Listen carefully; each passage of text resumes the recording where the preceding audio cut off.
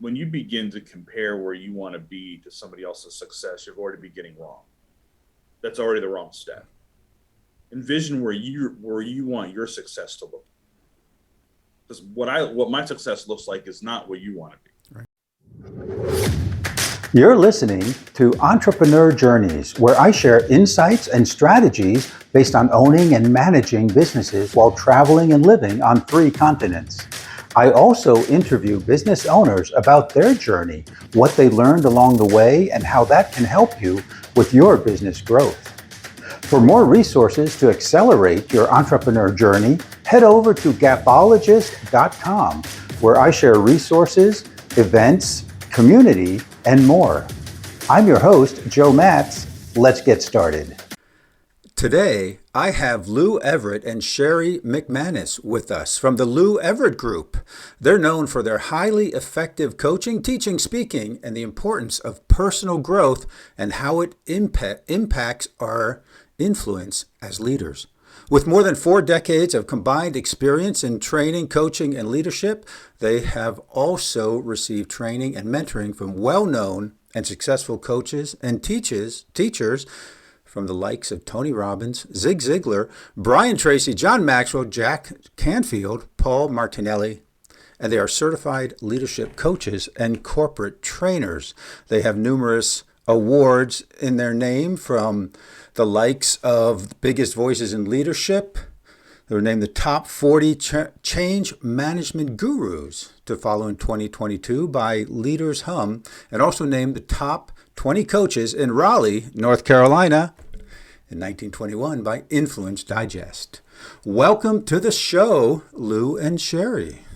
What's up, Joe? Thanks for having us, man. It's great to have you here. And tell me, where do you hail from today?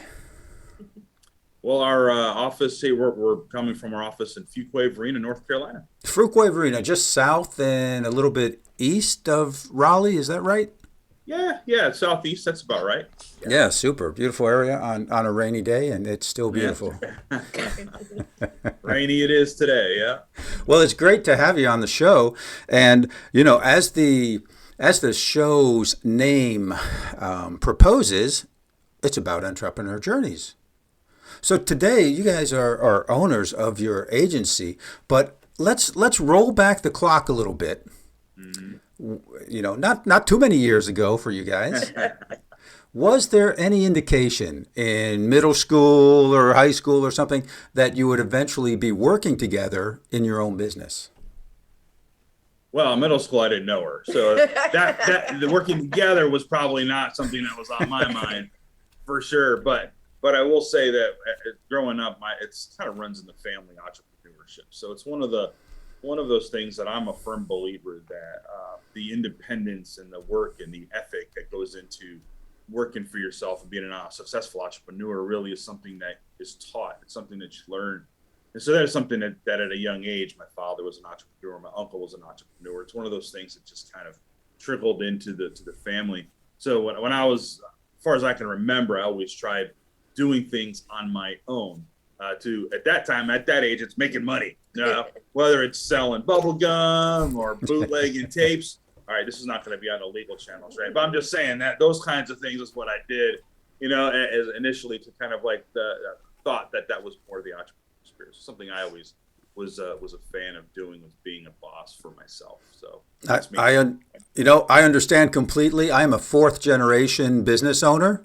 Yeah, and I had uncles and aunts who had their own businesses also. So it was just something that's what you do kind of path. Yeah. Wow. Yeah. And mine's completely opposite. So okay. I think I'm like the only one in my family that has being an entrepreneur. I early on when I was young, my neighbor and I made bookmarks, like from paper, and we colored them and put little tassels on them and then sold them for 25 cents. Now, mind you, we lived on a cul-de-sac, so it wasn't too many people, but it was still that kind of fun and like, oh, we can make money. And even if it was 25 cents, and then some neighbors came out, felt bad because we were outside all day and sitting there hoping for people to come and had pity and gave us 50 cents. So Yeah. Yeah. A lot of owners do that today. They sit and wait for people to come. That's a common habit today, by the way. A cul-de-sac, we learn real quickly, location. It's all changed with the internet. That's right. So, Sherri, this is interesting because I wonder, when you were starting your own business and talking to your family about it, did you feel some resistance there because they were not business owners? Oh yeah. Yeah, this is not our first business. Back in 2005, we had our very first business. So there was some resistance on that. But then time went by for that. We let go of that one, went back into corporate, did some jobs, but then came back to this current job, and we've been doing it since 2017. And we had a little bit of resistance, I guess. Not much the second round. But First round for sure. For sure. I guess a plan of action. We learned. Versus the first time we just kind of jumped right in.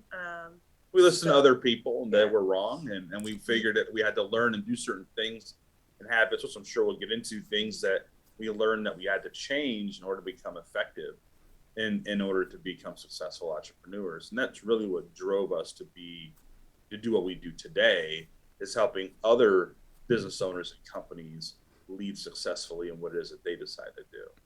Yeah, failure is part of the journey, and you guys learned that. Can we talk more about your experience in 2005 and what you learned during that section of your journey? Yeah, well, there's a lot we can but for the sake of time, I think that there's a couple of really big focus nuggets that we can talk through a little bit. That we've learned from. On a good side of it, we learned that we work very well together. We jumped in, mind you, we just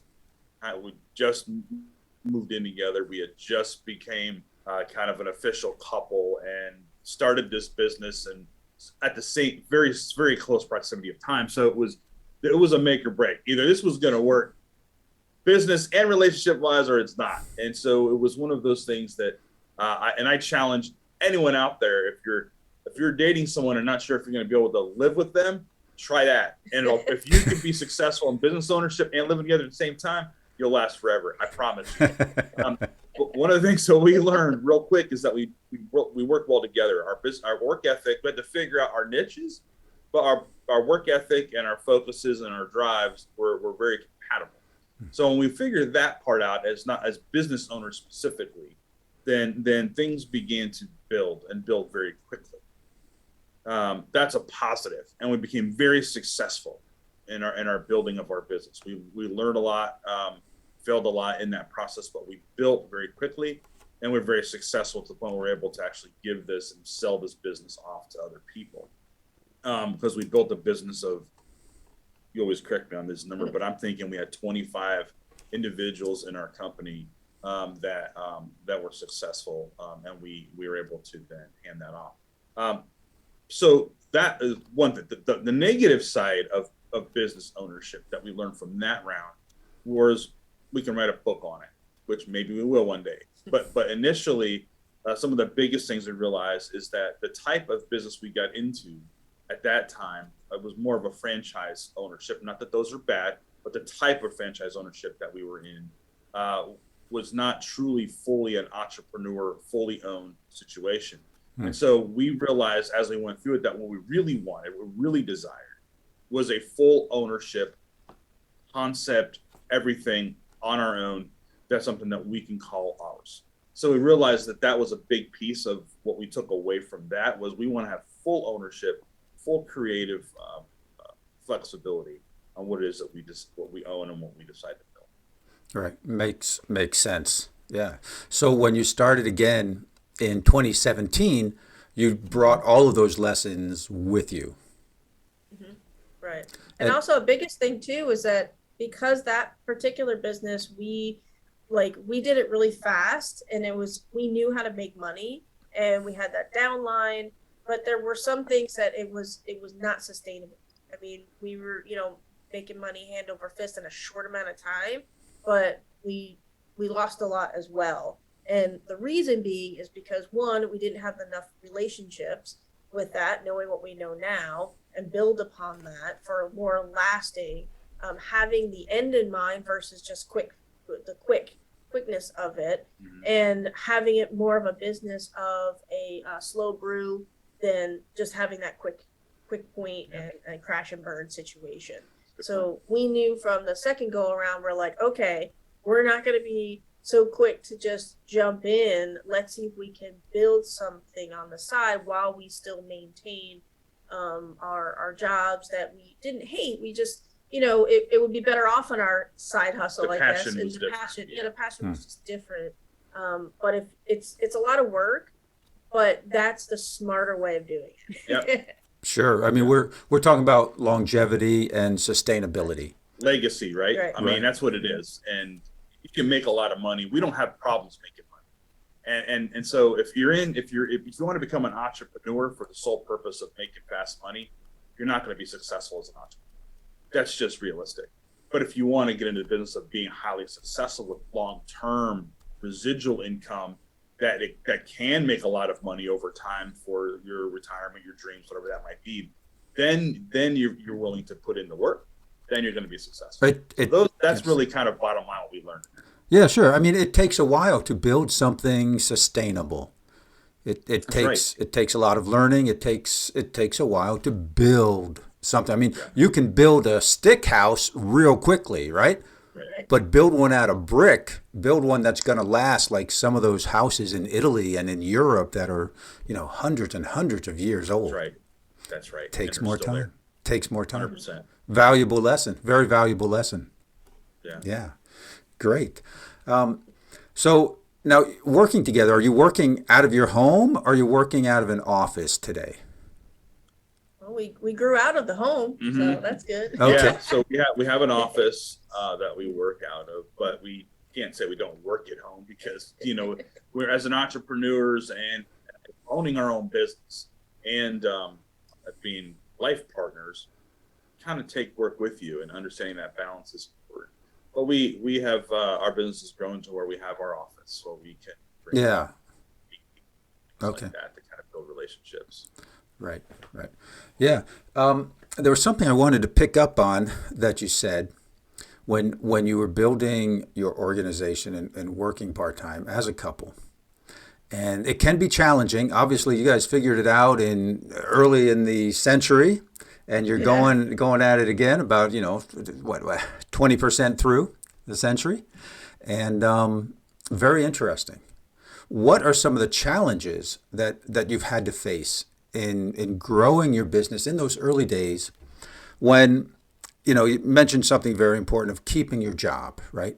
And building the business as a side hustle so that you have that stability, but then, typically after 5 p.m., then you're working on your business and you've got your home life. Yeah. Right. Yeah. There's several challenges there. And I think you hit it though. And just for clarification, that we were working with companies. We were doing what we love to do for them full time, and also building our business full time. Our business was never a part-time job. So one of the things and that's us, not saying that that's right or wrong. That's just us. We knew where we wanted to be, and we just worked 2 full-time jobs in order to build what we had to build. And there's a structure behind how it did. And I think we've got kind of that magic bullet of what that looks like. But the challenges though that we faced there was we didn't do anything else but that. We were building our passion, and we were feeding our passion with working in roles that were allowing us to use our skill sets and getting paid for that in the W-2 format to be able to feed that passion and build that business. But we certainly were working a lot. Yeah. We were grinding. There was no doubt about it for a long time to really build the business that we have today. Yeah, and it really does take a lot of effort in the beginning to get things rolling and get things moving, and you need that sense of persistence and that sense of stick-to-itness and goals, because the income doesn't come in right away, right? No. And you start from working from home. It reminds me of how they shoot rockets to the moon or to Mars or something, 90% of the energy needed is to get out of the Earth's atmosphere. Yeah. It takes all of that to get into space. And once you're in space, there's no resistance. There's no, right? It's a lot easier. But in the beginning, you've got to get off the landing pad and the rocket shakes and it goes up and then different layers and yeah. And, right. and some of that fuel that you needed at the beginning, and we could think about this as tools or some of the things you did, it drops off the rocket. Yeah. So you might hire people, you might get some VAs, you might figure out how to use AI to simplify and speed up some of your tasks. Yeah. And you break through. That's right. And not that it's smooth sailing with no effort. We know that. That's right. And that's a great analogy because, I mean, as we go through and building your business, you start to shed the weight of the things that you don't need any longer as you're building. And that's that's such a challenge, I believe, that a lot of successful entrepreneurs face as they're building. Now, we're not just two of us. Like we love doing these things, but now we have a company and there's people that do that go and do more than we could just do on our own. So we have a team of people, and those team of people are able to accomplish the goals the dreams that you want to accomplish. But we would never have been able to do that if we had held on to the things that we were doing to get us, as you mentioned, into that next layer, into the next level of space, into the next level of business. If we held on to that and didn't shed those extra layers, the rocket ship certainly would have just kept going. And then eventually, well, we know the result of what happens there. So you have to shed that. And we learned those lessons very early on. Fortunately, we had amazing mentors and coaches to help us in that direction to see that before we could. Right. And I want to add 2 points to this. So one is that the commonality, especially if you're in the beginning stages and you're getting a little bit of flight, so to speak, is that don't give up. There's going to be a point, and then I think that would be that next level, I guess if you want to look at that, to be like, wow, I don't have enough money. I'm really struggling. What do? Do I keep going because I know I'm confident and I know my passion is really helping others in this and to solve this problem? Yeah. Or do you turn around and be like, well, maybe it's not for me? So there's you always come at a fork in the road to find out, do you keep going and push past those pain points, or do you keep going, no, I'm confident, I'm just going to keep going through. Right. All right. So that's point number one. A lot of people, I always get that visual of that little guy like in the cave with the diamonds on one side and the dirt, and he can't see it, and he's digging and digging, and then he gave up. But then if he went a little bit more, there's diamonds. That diamond was just right there. Was right there. Almost there. Yep. Yeah. Almost So there. I always vision that, I'm a visual person. So that was my first point. And then the second point, a lot common which I know you'll get to, but the biggest thing is to know that your business is not your baby. Right. So that's the biggest thing. Like, build it like a machine. We're talking about these spacecraft. Look at it as you're building a machine together, and don't look at it as your baby. That's right. Get emotionally attached to something. It's tough. And it's hard not to when you spend your blood, sweat, and tears in something like a business. But realistically, you're going to have to swap parts out, and you're going to have to move things around. You got to change your thinking. You're going to have to change and pivot your direction. We've had to do that. There's been, I'm telling, and what she says there about just holding on, we can sit here and tell you stories of, there has been moments in our beginning stages of our business where we're like, I don't know how we're going to eat. I don't know how we're going to pay for this, but there's something about the drive and the passion to do what it is that you desire to do that you need to push past those moments and get the right people involved. Right. To help you see through the different directions that you need to see through in order to get to the next step. And when and on a side note, we didn't build this business on credit. We have not used an ounce of credit in this business. Not to say that it's wrong. I'm not saying that taking out loans and credit's bad. I'm not saying that at all. I think that it has its place, which we did do in the first business. This is when we did not do this in.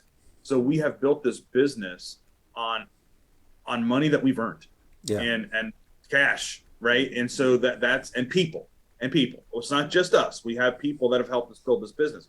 But realistically, so we can talk about it at some point, but realistically, blood, sweat, and tears, we can sit here and get emotional about this business.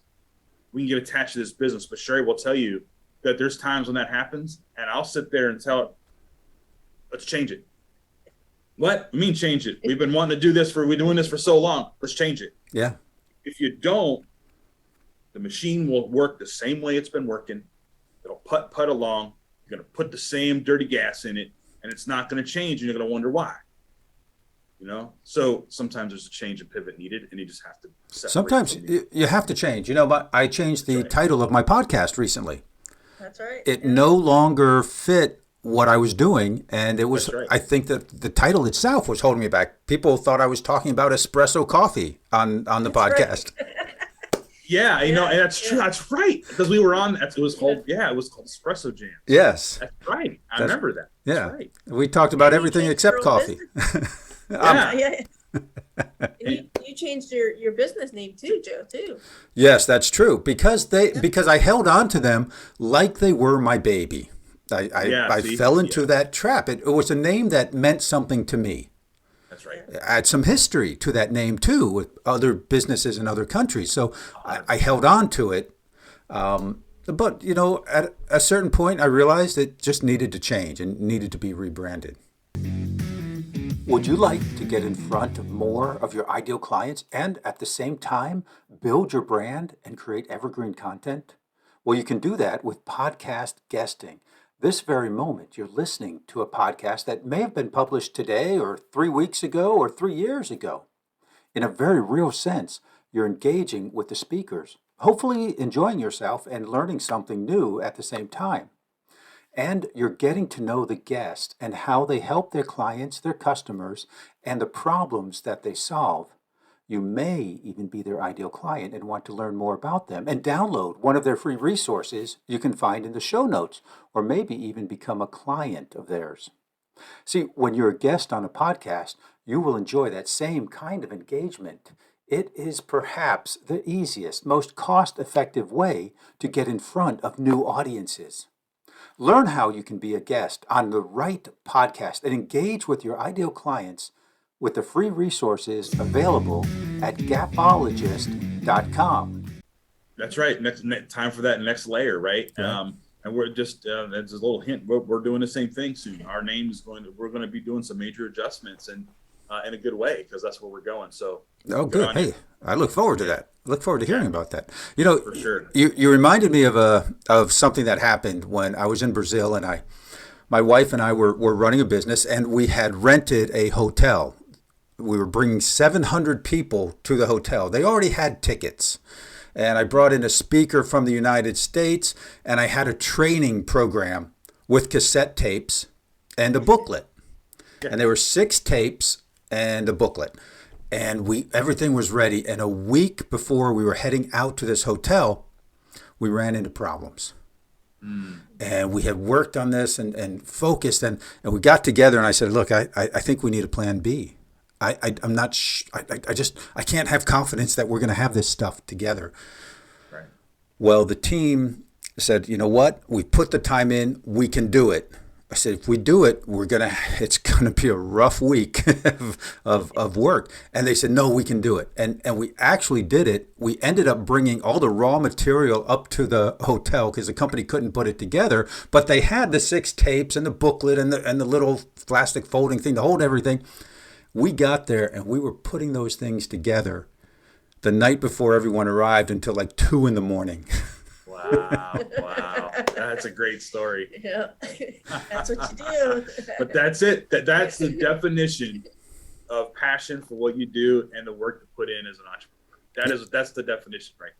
That's what it took that week to break through the Earth's atmosphere, if we go back to our analogy. And once everyone had those booklets and they participated in that weekend, man, it started rolling. Yeah, that's right. Isn't it something? That's great. Great story. Yeah, and that's what it takes. But you know what happens, and I've seen this throughout the years, and I'm sure you have too. People see the level of success that you have. You've got an office, you've got you're taking vacations, you've got an office, you've got people working for you. Life looks really good. I'm just starting out and I want what you have tomorrow. Yeah. I've been there. Yeah. Yeah.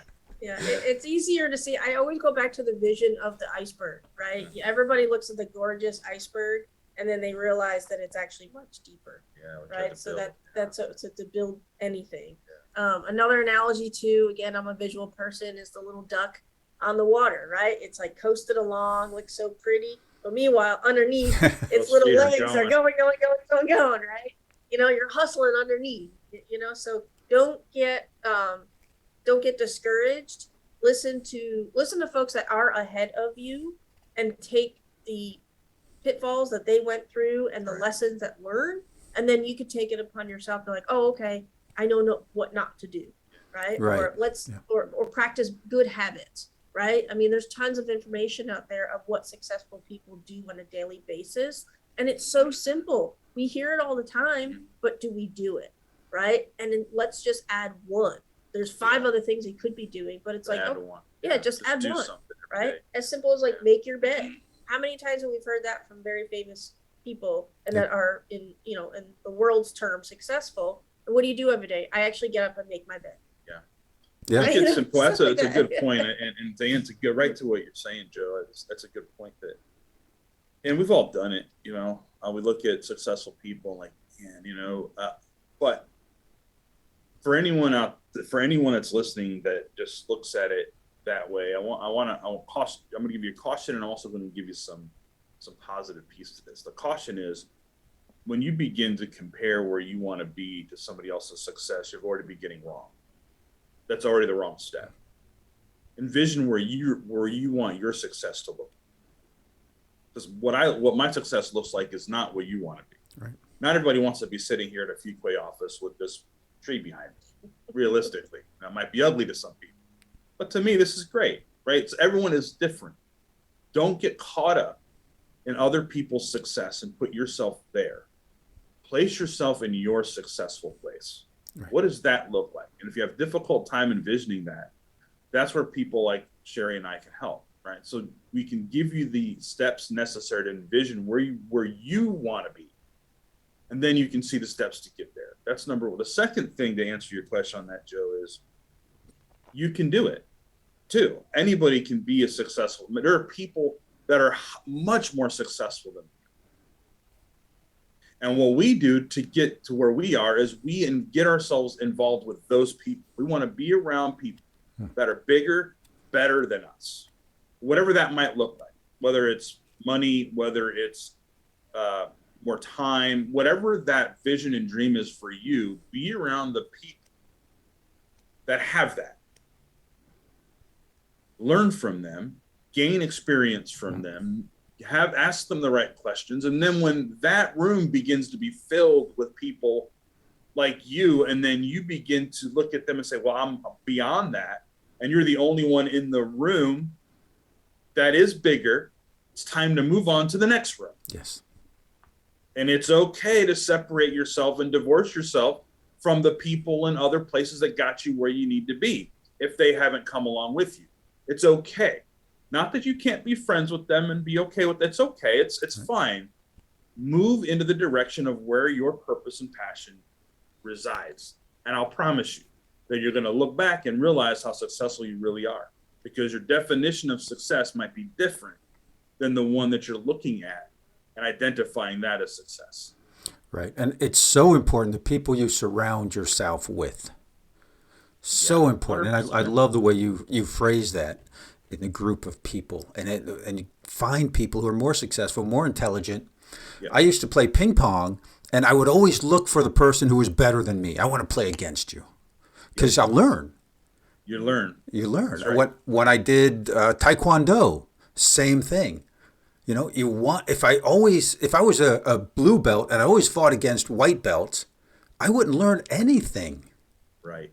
I'm a blue belt. I want to fight against some black belts. They'll kick my you-know-what, but I'll learn something. But you'll learn. That's it. You learn. Right. That's exactly right. Yeah. That's great. And, when you're starting out, you've got to build what's under the water. You use two water analogies. I love it, the duck and the iceberg. Yeah, there's a lot that goes on that people don't see, and Right. sometimes you don't want them to see that. Right. Right. Yeah, because you're there to make a difference. You're there to inspire people, to make a difference in their lives. Yeah. Right. But people want to see that, though. They don't want to see perfection. That just really not disappoints, but kind of it frustrates people. Our habit is to see it. Yeah, We like, look, we like, turn it on the like, TV, YouTube, whatever. We'll see that, right? But realistic, what do we want to hear?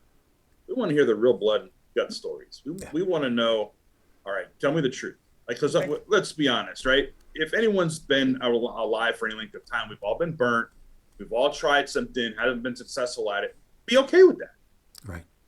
It's okay to tell your burnt stories. I can sit here for probably another 2 hours and say all my burnt stories. I'm 49 years old and I got lots.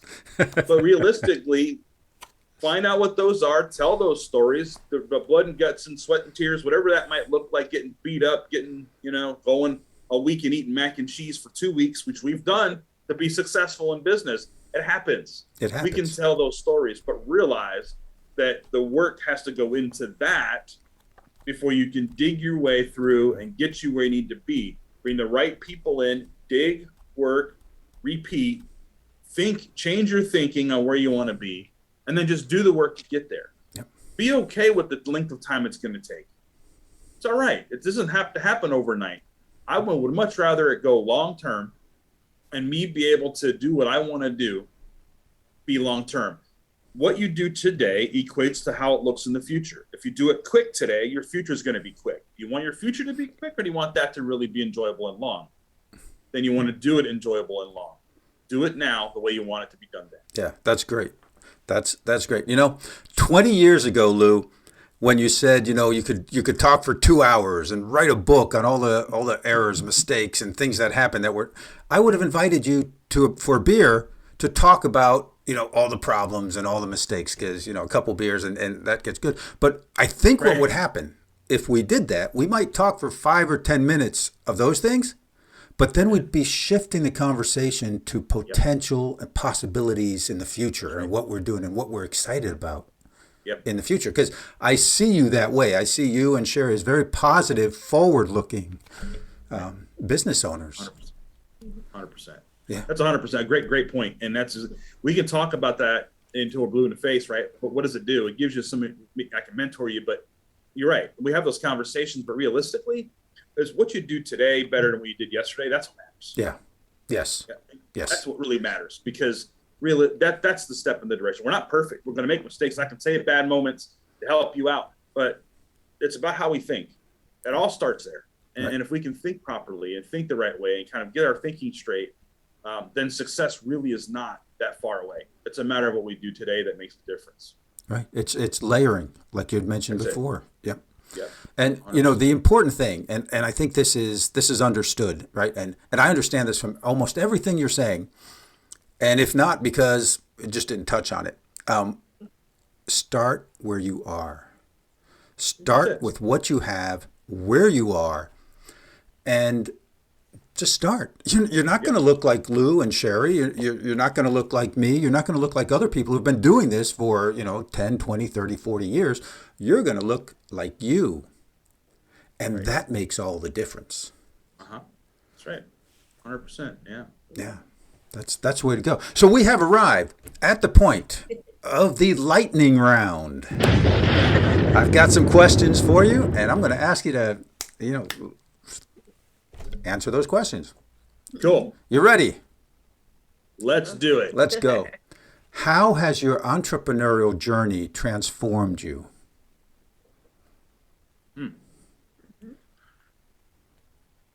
Well, it's given me a lot more patience with not just people, but myself and my journey to be successful, and also have eye-opening experiences on other people's journey and experiences through my success. Reliance upon other people has really made a difference in my life. Okay. What most surprised you as a business owner? Oh, well, I'll take that one. So what surprised me as a business owner is once I got the mind shift of I'm a business owner, running this business, right? I think that's the thing. And we're business. We started as business coaches. We still are, but now we're leadership trainers. So we're leadership trainers. And there was like running a business. But it's like, no, you're a business owner leading a training business. So once you switch that, it just really opened up a lot more doors and a lot more thinking. It's very important, and that's a mindset thing. That's, you know, when I started my language school, I took 8.5 by 11 pieces of paper, and I basically wrote on them, if you want to learn English, call Joe. But I never thought of myself as a language teacher. I thought of myself as a language school owner. Yeah. Okay. Big difference. Yeah. Big difference, yeah. Yeah. And it wasn't long after that I had 7 teachers working for me. Nice. Big difference. That was the plan, right? Yeah. Okay. What unexpected challenge have you had to overcome?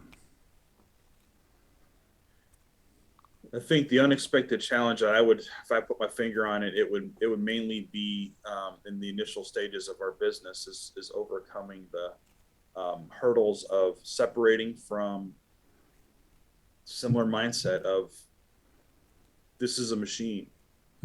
This is I've built it, we've built it, but this is a machine. It can change, it can pivot, it can move, and what direction we put it in, it's completely under our control.